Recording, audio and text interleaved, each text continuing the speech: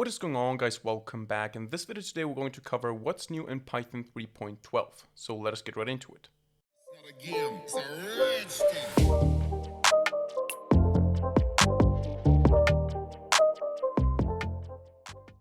Alright, so we're going to talk about what's new in Python 3.12 in this video today. And what I want to mention right away is that if you're interested in the full list of updates and the full list of changes and all the details, just go to the link in the description down below. It will take you to this documentation page here, and you can go through everything yourself. You can go through all the details. You can click on the individual PEPs or PEPs here and see what changed in detail and what it means for you. I'm going to give you a more entertaining overview, so I want to cover the most interesting things here. I don't want to go into detail on every single issue, so we're going to focus on the more practical stuff. Again, if you're interested in more details, just hit up this documentation page. And of course, you can download this latest version already here on python.org/downloads. It's the most current version. And if you don't know how to manage multiple different Python versions on your system, I have a video that I recently uploaded, how to do that with pyenv. So you can keep your old version that's compatible with all your projects and all your packages, and you can also use the new version 3.12 if you manage the different versions. So what I want to cover first here is something that is almost part of every new Python update, which is better performance and better error messages. So I don't want to go into the details here of exactly what changes here. One thing that changes is comprehension inlining. What this basically means for you, if you want to know more details, go to documentation. What this basically means for you is that list comprehensions and set comprehensions and dictionary comprehensions are now way faster than before, up to 2 times faster. This is just something that's interesting to know. And again, as I said, you can just go into the documentation, performance, and you can see what exactly is now faster and what exactly is now how much faster. So this is just the first thing. The second thing, as I said, error messages, improved error messages here, just again, more detail. In an F string, where exactly is the error, what happened before, what happens now. So before we had an F string that produces a problem, then we just get the section here where the problem is. Now we get the full context, so the full F string. Again, something that is part of almost every update. Better error messages, more detailed error messages, telling you also what perhaps was the problem and what you could do to fix it. That's just the basic stuff that we get almost with every update. The first actual thing that I want to show you here is F strings. And F strings have a new capability now, which is you can have F strings inside of F strings, and you can have the same quotations inside of F strings that already use these quotations. So what this basically means is that what did not work before is I was not able to just say something like my string here is equal to an F string. Now let me see which Python version I'm using here. Let's go to Python 3.10, which is my system default. What I was not able to do up until now is to use something like maybe I have a value up here, 10, and then maybe I want to say hello, and here I want to use curly brackets to now use Python code. And here maybe I want to do an expression, something like str of value, or maybe actually I want to use this in F string. So I want to say something like hello, Mike, your age is, and then here inside I want to do some unnecessary, I don't know, expression. Let's do something like another F string, and I would have to use now different quotations in Python 3.10. To do that, I would do something like value years old.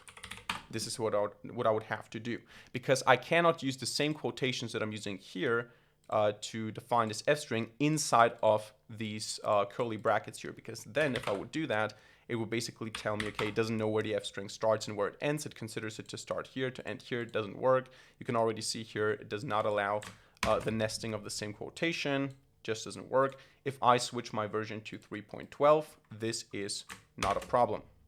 So it's indexing. Let me just wait till this is done, and then we can run this. And of course, I can also print this, my string, and you can see it works, even though I use the same quotations. And this works, of course, even in an extreme. So this works not just once, not just twice. This works an unlimited number of times. So I have some code here. I want to just copy paste it here because I don't want to type everything that I'm going to talk about today. So let me just copy this here to my clipboard, and I'm going to paste it here. Basically what we have now is we have the capability to do this. This was the maximum before. So maximum before was you could use 3 quotations, 3 double quotations, 3 single quotations, 1 single quotation, and one double quotation, which means you have 4 different types of quotations, and when you use those, you can no longer nest f-strings. Now we have no limit because we can just use the same quotation all the time. So this works now.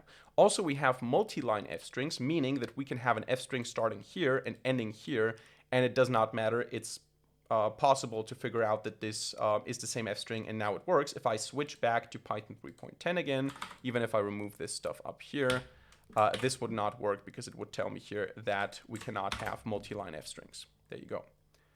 But this does work in Python 3.12. And also, we can now have \n in f-strings. So in these quotations here inside of the curly brackets, this was also not possible before. So we were not able to use this escape character here. So if I switch back to 3.10, I'm not able to run this because this is just not supported. F-strings cannot have a \n in them. There you go. So you can see it doesn't work. All right, so that's it for the f-strings. Now, what we also have, another big topic in this update is typing. Now, typing, as we know in Python, is something that we only use for type hinting. We only use it for type checkers. Python in and of itself is dynamically typed.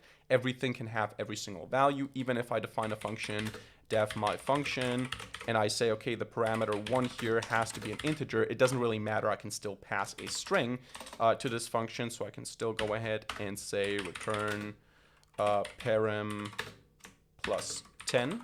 Now, in this case, of course, it would lead to an exception, but I can just return the parameter, and I can still call this function with a string, so I can still pass hello. Now, PyCharm is going to underline it and tell me, hey, expect a type int got string instead, but I can run this, and it's not a problem. I can just print the result of this function, and it's going to be hello because the function just returns the value. So in general, type hinting in Python is just type hinting. But type hinting is very useful, and a lot of people use type checkers for their code bases, and now we have more options to do that. So again, I'm going to copy some code here. So I'm going to say here, copy into clipboard. And now we have, first of all, generic types. Now, this is what we had to do before to create generic types. We had to import from typing the type variable, generic, and for example, list here, to have this database class. And a generic type basically means we don't necessarily know what the type is, but it has to be the same. So the type here has to be the same as the type here. So we just have some type variable t, whatever it is, integer, float, string, but it has to be the same everywhere where t occurs. This is how we had to define this for type hinting up until now. Now with 3.12, what we do is we just say t. We don't even have to import anything. Now we still have to import the list for the structure here, but we don't have to import a type variable. We don't have to import generic. We can just specify t, and then we can use t everywhere to specify that this is a generic type that should be at all these positions.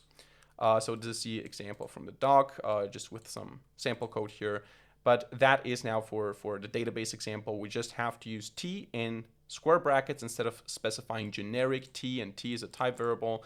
It is just a more straightforward way to write it. And you can see it's underlined because I'm Python 3.10. If I switch to 12, it's going to be accepted, and I can use it like that. But in this case, it underlines it because it's already redefined. There you go. So you can see it works.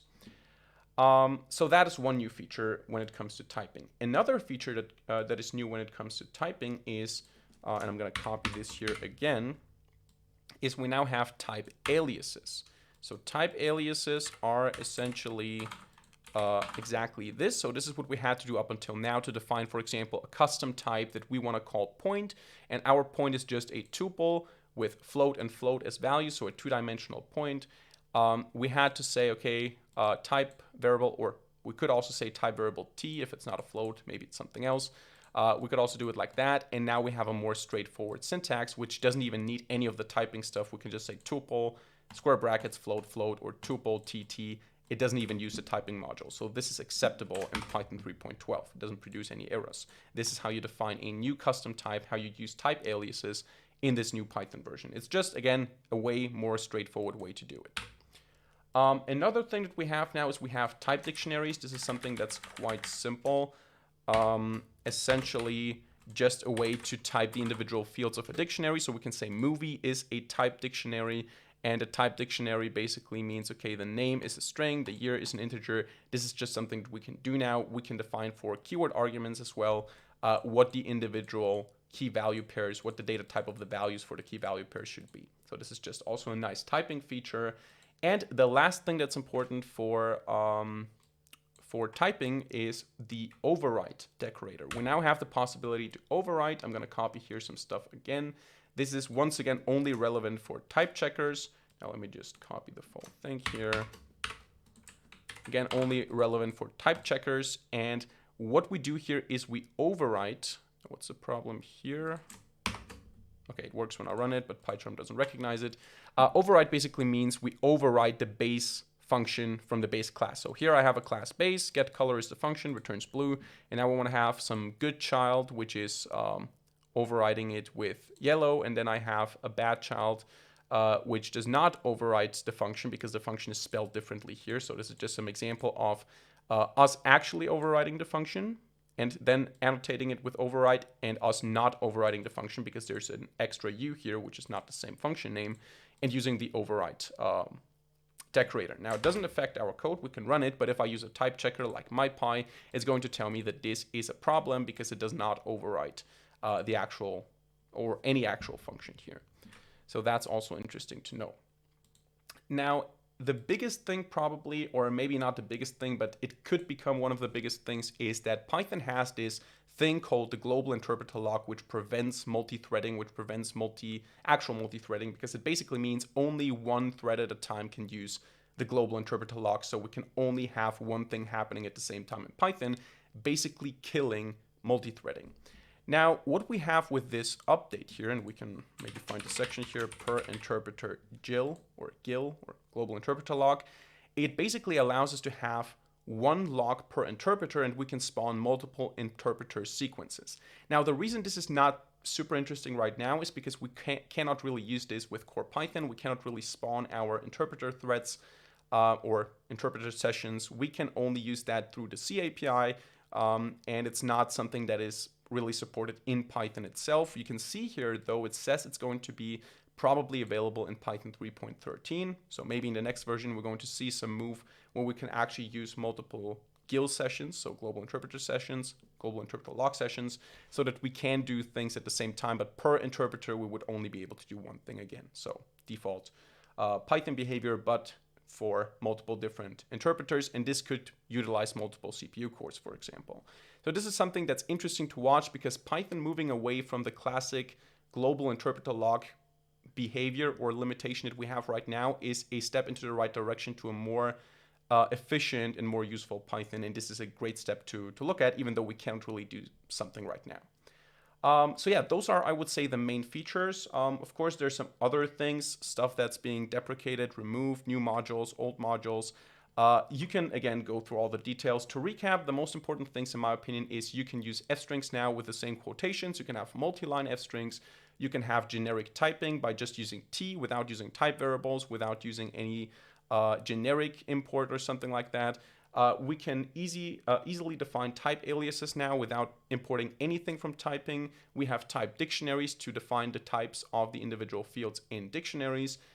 We have the override decorator, which allows us to annotate functions that overwrite the base function. This is important for type checking again. And we have this move towards the per interpreter global interpreter lock, which is also an interesting move to watch. And then again, as I said, some efficiency stuff, some performance stuff, better error messages, and a bunch of other things. So this is a quite interesting Python version. Let me know in the comment section what you think about it. And yeah. So that's it for today's video. I hope you enjoyed it and hope you learned something. If so, let me know by hitting the like button and leaving a comment in the comment section down below. And of course, don't forget to subscribe to this channel and hit the notification bell to not miss a single future video for free. Other than that, thank you much for watching. See you in the next video, and bye.